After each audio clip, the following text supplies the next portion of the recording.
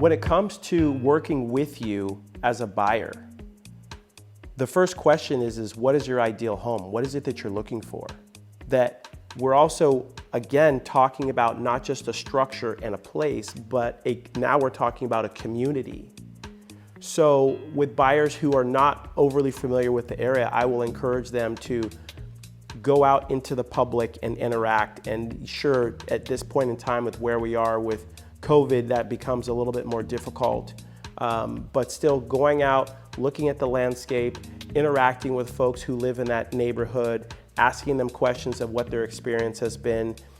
Are there cafes and restaurants and shops close by, parks, what have you, things that you're interested in, or not? What's the culture of the local school system if you have children? And the reality is even if you decide not to have children, if you're buying into a strong school system or you opt not to buy into an area with a strong school system, that will correlate to the future value of your property. When it comes to the physical condition of a home and what it can be, it's really important that we're very clear about that and understand what we need to research. No house is perfect.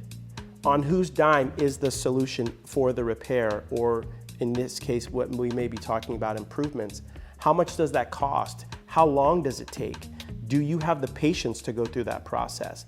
I have plenty of resources from soup to nuts to be able to refer to folks, but it's important that you feel comfortable and that you're going into it with your eyes wide open. It's easy for me to say like, oh, and here's the beautiful kitchen and look at these bathrooms and whatnot. It's more important for me to point out the potential red flags of a property for you and for us to talk about the solution and if that's something that's comfortable. In addition to that condition, what is the climate on that particular property at that given time? How many disclosure packets are out? How many confirmed offers are there? What are the seller's expectations? And regardless of all of that, if there happens to be a factor of the home that has left unanswered, I'll give the example of, let's say that there's a house that's got water underneath it, there isn't a drainage system, and there are not pre-sale disclosures that address this.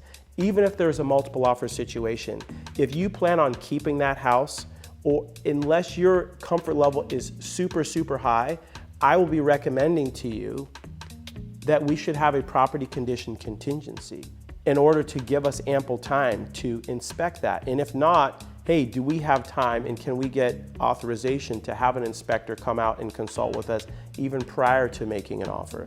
These are sort of some of the strategies that we can take advantage of in order to be successful.